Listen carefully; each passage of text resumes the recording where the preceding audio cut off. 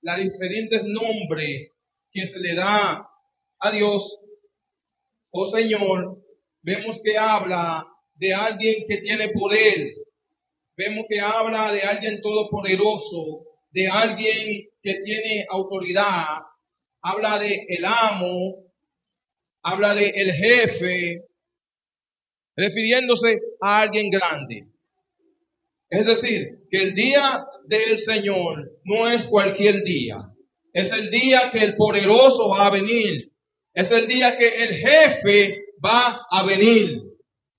Y nosotros acostumbramos a que cuando el jefe viene, cuando el jefe está anunciado que viene, a querer organizar todas las cosas y a poner todas las cosas en orden porque el jefe viene. Vamos a estar viendo acá en este libro que el jefe sí viene, pero cuando viene no sabemos. No sabemos cuándo viene. Entonces esto vamos a estar chequeando para que nosotros entonces, en vista de que no sabemos, que sí sabemos que Él viene. ¿Por qué lo sabemos? Podemos decir que Jesucristo, en palabra del mismo Jesús, en Juan capítulo 11, versículo 3, Él dijo que Él se iba, pero que Él regresaría a buscar a los suyos para que estuvieran juntos. Pero también los ángeles, cuando Jesús ascendió al cielo, los ángeles dijeron esa palabra. Que aquel que ustedes están viendo que ha sido tomado en Hechos 1:11, ese que ustedes están viendo que ha sido tomado entre ustedes, Él regresará. Es decir, nosotros creemos de que ese día, que no es un día cualquiera, pero que sí va a acontecer. Que ese día va a acontecer, pero no sabemos cuándo es. Por tanto, el apóstol Pedro, hablándole a los hermanos, él está diciendo cuál es el sentido y el propósito por el cual él escribe a ellos. Y vemos que Pedro tenía este tema como un tema de suma importancia. Como un tema de suma importancia él lo tenía. Vemos que en el primer versículo del capítulo 3 le dice: amado, esta es ya la segunda carta que le escribo, en las cuales, como recordatorio, despierto en ustedes su sincero entendimiento.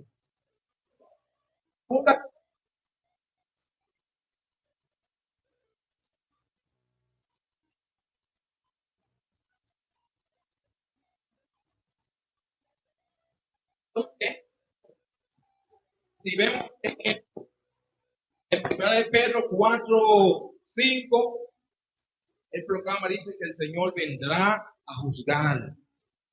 En primera de Pedro también 4:7, él le dice a los hermanos, le dice que el fin se acerca.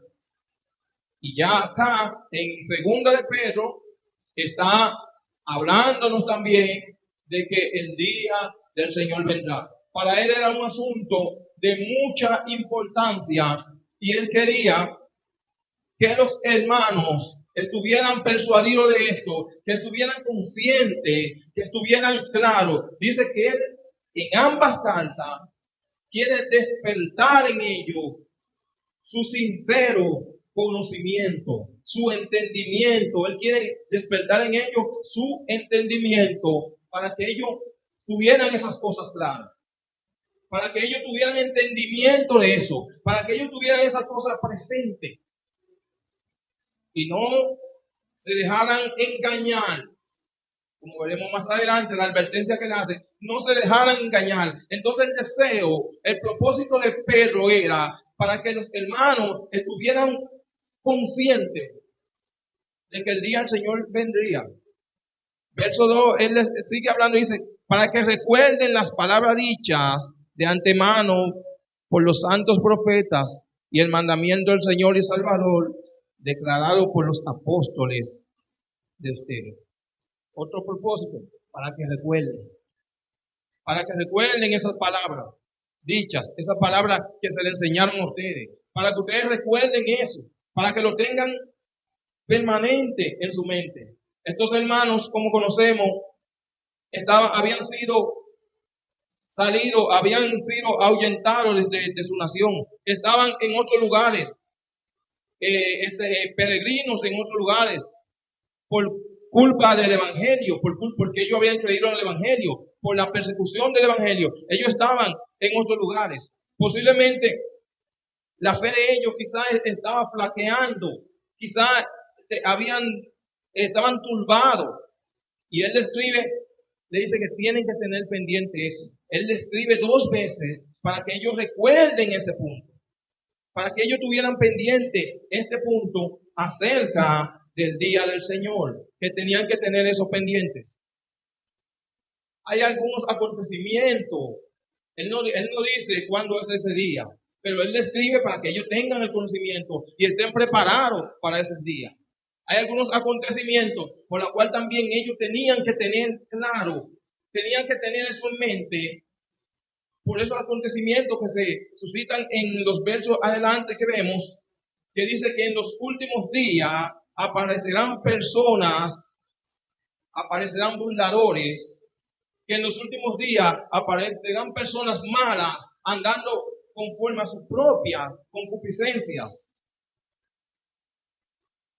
Por tanto, ellos tenían que recordar cuál era las instrucciones que los apóstoles le dieron, cuál era la enseñanza que los profetas habían dicho. ¿Para qué? Para que en ellos no hubiera desmayo, para que en ellos no hubiera desánimo, para que ellos no tiraran la toalla, como podemos decir. Porque el mensaje que le traían los burladores no era algo sencillo, era algo que podía debilitar y romper su fe. Porque le pregunta, ¿dónde está el cumplimiento de esa promesa? Ese era el mensaje que los burladores decían, ¿dónde está el cumplimiento de esa promesa? Imagínense unos hermanos que están corriendo despavoridos por el evangelio, están en situaciones difíciles y ahora aparecerán personas que digan, ¿dónde está el cumplimiento de esa promesa? Personas dicen que serían personas malas, personas que andarán conforme a su propia concupiscencia, viviendo vidas de pecados, pero son usados serían usados por Satanás para traer tropiezo a los hermanos, para traer dudas en los hermanos en cuanto a lo que ellos ya habían creído. Por eso vuelvo y repito, él le dice, para que ustedes recuerden las palabras que dijeron sus apóstoles y que dijeron los profetas. Esto en cuanto a eso, de que tenían que estar atentos a todas esas burlas que iban a venir, que ellos iban a aparecer en cuanto a la promesa de la venida del Señor. Seguimos adelante. Ante todo, sepan esto, que en los últimos días vendrán burladores con sus sarcasmos, siguiendo sus propias pasiones y diciendo, ¿dónde está la promesa de su venida? Porque desde que los padres durmieron, todo continúa tal como está desde el principio de la creación. Pues, el verso 5 leemos, dice, pues cuando dicen esto, no se dan cuenta de que los cielos existía desde hace mucho tiempo, y también la tierra surgida del agua y establecida entre las aguas por la palabra de Dios, por lo cual el mundo entonces fue destruido, siendo inundado por el agua. Pero los cielos y la tierra actuales están reservados por su palabra para el fuego, guardados para el día del juicio y de la destrucción de los hombres impíos. El apóstol está diciendo a los hermanos que crean que Dios está en control de su creación. Él está diciendo que ellos tienen que creer que Dios está en control de la creación y está todo sujeto a Él, y que todo está sujeto a Él. Si aún no había llegado el cumplimiento de esa promesa, es porque todavía en la voluntad de Dios no estaba de que esa promesa fuera cumplida. Pero que ellos tenían que entender que el mundo fue instaurado por la palabra de Dios y también por el diluvio. Dios también destruyó el mundo por su palabra. Y que el mundo de ahora estaba también reservado por la palabra de Dios para destrucción. Dios tiene control de su creación.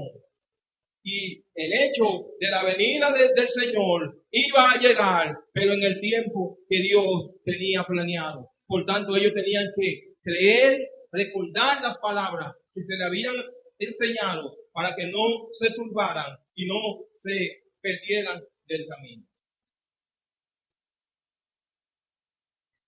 Si vemos en los versos 7, en el verso 7 dice: pero los cielos y la tierra están reservadas por su palabra para el fuego, guardado para el día del juicio y de la destrucción de los hombres impíos. El día del Señor viene. El día del Señor viene y su manifestación será en dos ámbitos. Será para retribución, será para salvación de aquellos que han creído en Él, de aquellos que han perseverado en Él. Será para salvación y retribución de ellos. Pero el día del Señor también viene para castigo, para condenación de todos aquellos que no han creído en Dios, de todos aquellos que han perseverado en el pecado y que han vivido su vida ajeno al propósito de Dios. El día del Señor sí vendrá y será para retribución, pero también será para condenación de los hombres malos, de los hombres impíos. Verso 8 dice: amados, no ignoréis esto, que para el Señor un día es como 1000 años y 1000 años es como un día. El Señor no se tarda en cumplir su promesa, según algunos entienden la tardanza. Volvemos y decimos que Dios está en control de su creación. Lo que no ha pasado es porque Dios no ha permitido que pase, es porque Él no ha decidido que pase. Y que un día para Él es como 1000 años. Y 1000 años es como un día. Es decir, Él hará y dispondrá en el tiempo y en los tiempos como Él entiende. Él tiene control de eso. Él tiene dominio de eso. Por tanto, ellos no tenían que desesperarse. Ellos no tenían que perder la fe. Ellos no tenían que desalentarse. Porque Dios tiene el control de los tiempos. Y Él le alienta con esa palabra, diciéndole que para el Señor un año, un día es como 1000 años y 1000 años es como un día. Es decir, que en cualquier momento el Señor podría decidir regresar a la tierra a buscar a los suyos. En el verso 10, Él hace una negación de lo que ellos estaban diciendo, de lo que los burladores estaban diciendo. Verso 10 dice: pero el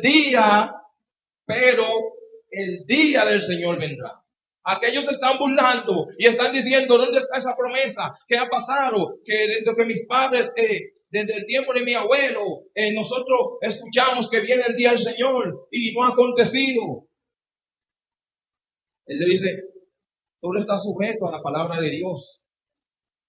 Todo está sujeto a la palabra de Dios. Y por la palabra de Dios se va a cumplir en el tiempo que Dios haya designado para eso. Pero ese día viene.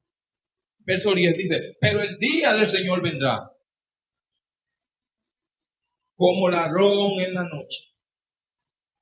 Como ladrón en la noche, en el cual los cielos pasarán con gran estruendo y los elementos serán destruidos con fuego intenso, y la tierra y las obras que hay en ella serán quemadas.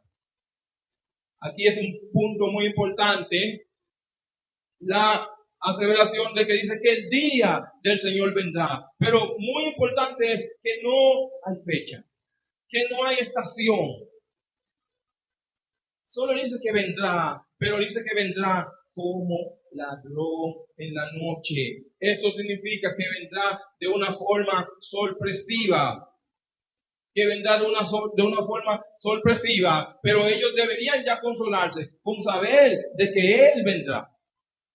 Nosotros podemos consolarnos con saber de que Dios vendrá. Ahora el tiempo no dispone de nosotros saberlo. Porque haríamos todo lo que no es la voluntad de Dios, creyendo que podríamos jugar con Dios y ya cuando la fecha estuviese por llegar, entonces di que somos cristianos. Dios nos ha llamado para que nosotros perseveremos, para que nosotros, una vez hemos decidido seguirle a Él, tenemos que perseverar en la fe. Y los apóstoles escribieron mucho llamando a los hermanos a que perseveraran en la fe. Perseverar hasta el cumplimiento de ese día, hasta el cumplimiento de la promesa. Pero vemos aquí en el verso 11, hay una advertencia para ello. Dice, puesto que todas estas cosas han de ser destruidas de esta manera, ¿qué clase de personas deben ser ustedes? En santa conducta y piedad, esperando y apresurando la venida del día de Dios, en el cual los cielos serán destruidos por fuego y los elementos se fundirán con intenso calor. Si eso va a pasar, él le dice, si eso va a pasar con el cosmos, con la creación, si eso va a pasar, nosotros que somos de carne y hueso, ¿cómo no debemos nosotros andar en santa y piadosa manera? Dice, si Dios va a destruir toda la creación y va a ser quemada por el fuego, nosotros la exhortación que Él le hace es que ustedes deben andar en santa y piadosa manera. Deben tratar de vivir vida pura. Deben tratar de vivir vida que agraden a Dios. Porque Dios no hará acepción de personas. Porque Dios traerá juicio y el juicio caerá sobre todos los que no andan en su verdad. El juicio caerá sobre todos los que no estén viviendo la vida conforme al propósito de Él. Y la pregunta que le dice, ¿cómo no deben ustedes andar en santa y piadosa manera? ¿Cómo no deben? Si eso va a pasar, si esa cosa va a acontecer, si los elementos fuertes se fundirán, ¿qué de nosotros? Entonces la exhortación que le hace es que ellos deben andar en santa, en una vida santa, en una vida agradable a Dios. Quizá también le da también ahora algo de esperanza, porque están diciendo, bueno, pero todo se va a acabar y ¿qué va a pasar? Él dice, pero nosotros esperamos, según su promesa, cielo nuevo y tierra nueva. Pero según su promesa, nosotros esperamos cielo nuevo y tierra nueva, en los cuales mora la justicia. Se va a acabar toda esa cosa, se van a fundir los elementos, la tierra va a desaparecer. Y quizás ellos se preguntan, ¿y qué va a pasar con nosotros? Y la promesa para ello es, nosotros esperamos, según la promesa de Dios, cielo nuevo y tierra nueva, en la cual mora la justicia. Ellos podrían estar pasando, entendían de que no era justo la causa por la cual ellos estaban pasando, que estaban pasando por diferentes atropellos, persecuciones. Pero la esperanza que se le da es que iban a disfrutar de un cielo nuevo y de una tierra nueva. De que esa tierra en la cual ellos estaban, que no le era favorable, eso iba a desaparecer. Todo eso iba a ser fundido. Todo eso iba a ser quemado. Pero le dice, pero asegúrense Regocíjense, porque nosotros esperamos, según la promesa de Dios, cielo nuevo y tierra nueva. Y no solo eso, sino que mora la justicia de Dios. Allí mora la justicia. Allí no habrá injusticia. Allí usted no va a sufrir penalidades. Allí usted no va a sufrir atropellos.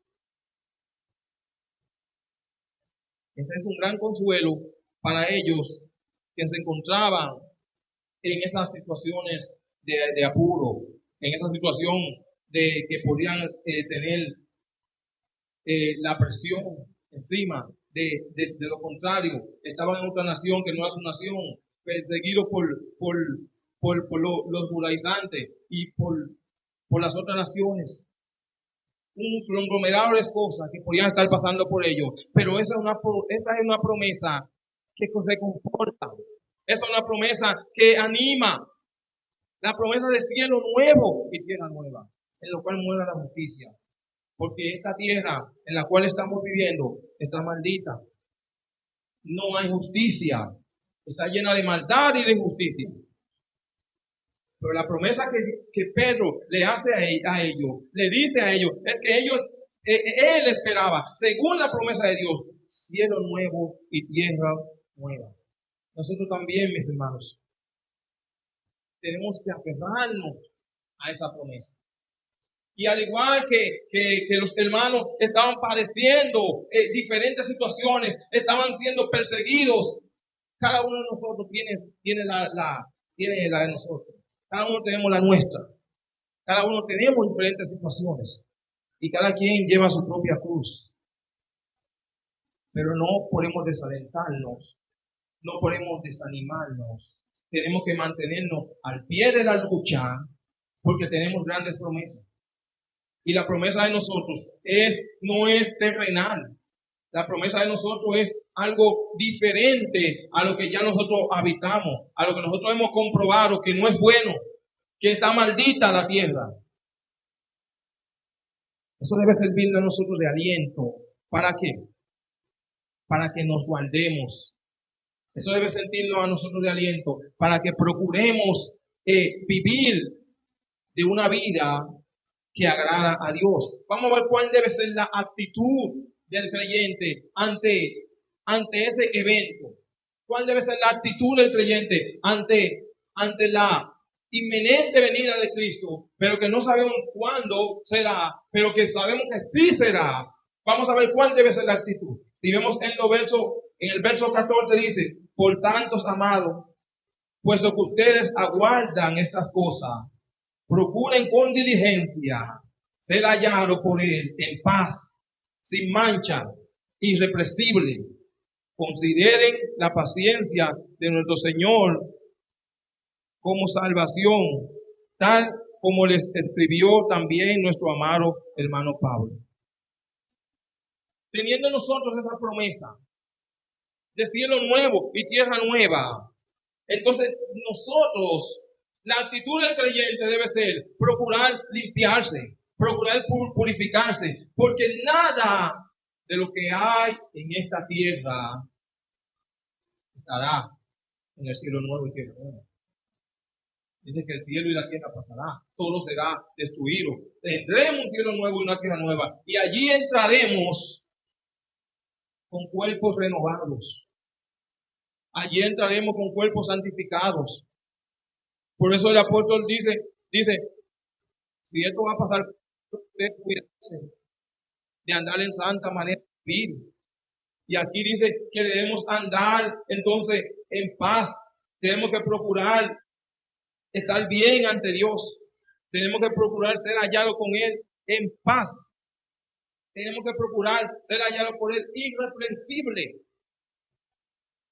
Irreprensible. Haciendo las cosas que a Él le agradan. Llegando ya finalmente al verso 17, vemos, dice, por tanto, amados, sabiendo esto de antemano, estén en guardia, no sea que arrastrados por el error de los hombres libertinos, caigan de su firmeza. Antes bien, crezcan en la gracia. El primer mensaje es que tenemos que estar, dice, en guardia. Estén en guardia, sabiendo ustedes de todas estas cosas, sabiéndole que algunos que tuercen las escrituras conforme a sus propios beneficios, conforme a sus propios deseos, deben estar en guardia.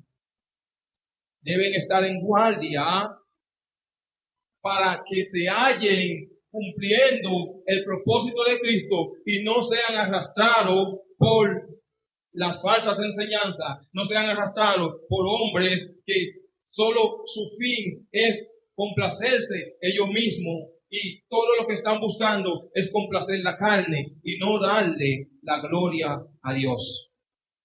Y el verso, en el último verso vemos, dice, antes bien, crezcan en la gracia.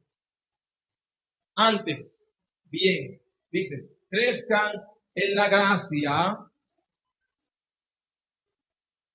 y el conocimiento de nuestro Señor y Salvador Jesucristo. Esta debe ser la actitud de la iglesia ante esos eventos, ante la inminente venida de Cristo, pero que aún la estamos aguardando, que aún estamos esperando su acontecimiento. Procurar ser hallado por Dios sin mancha, pero procurar crecer en la gracia y el conocimiento de Cristo. Cuando nosotros conocemos a nuestro Señor, procuramos que agradarle, procuramos cumplir sus propósitos, procuramos llevar a cabo las enseñanzas de Él. Procuramos no hacer nada que a Él no le agrade, porque nosotros conocemos cuál es su gusto. Usted conoce a su madre, a su pareja, sabe cuáles son sus gustos. Y usted va a procurar, si usted quiere agradarle, usted va a procurar complacer sus gustos, hacer las cosas que a esa persona le agradan. Nosotros entonces, si crecer en el conocimiento de Dios va a llevar al creyente a que conozca bien la voluntad de Dios y que pueda también procurar vivir conforme a esa voluntad para ser agradable ante Dios. ¿Qué podemos decir, mis hermanos? Debemos nosotros recordar la promesa de la venida de Dios. Debemos nosotros recordar la promesa de la venida de Dios.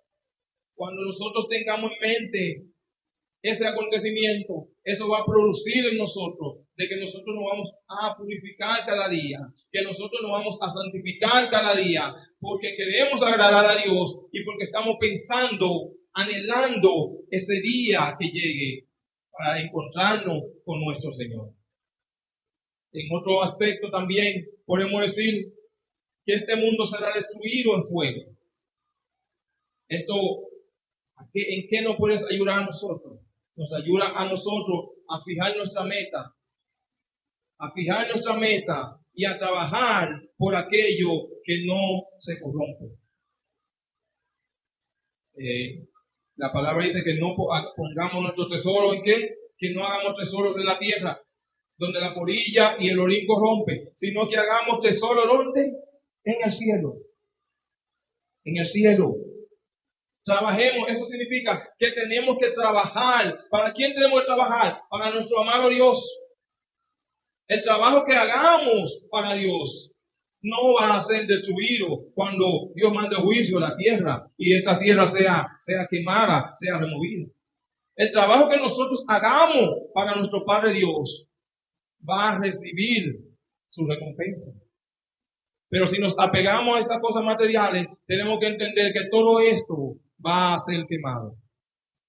Mis amigos que se encuentran en esta noche, el mensaje aquí para el creyente es para que se purifique cada día para agradar a Dios. El mensaje para el creyente es para que procure vivir una vida agradable a Dios.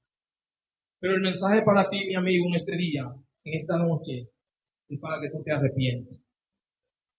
Es para que tú te arrepientas porque viene juicio a la tierra.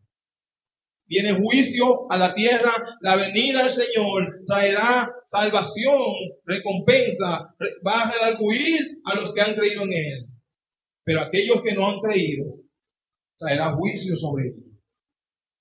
Y no quisiera usted, mi amigo, verse involucrado en este juicio que Dios traerá a los hombres que no creyeron en Él, a los hombres que vivieron vidas impías.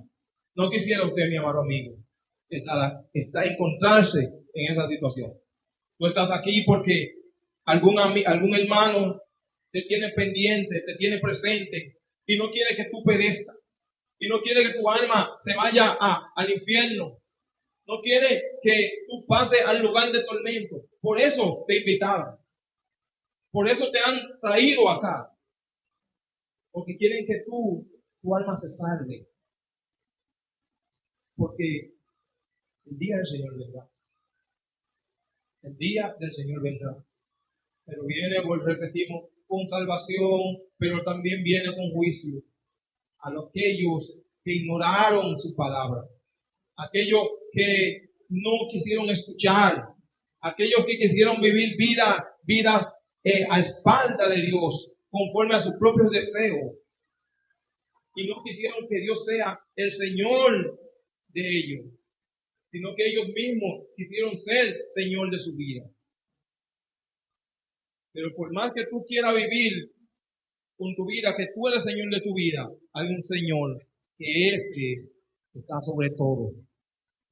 Y un día entonces tú tendrás que rendirle cuenta a ese Señor todopoderoso.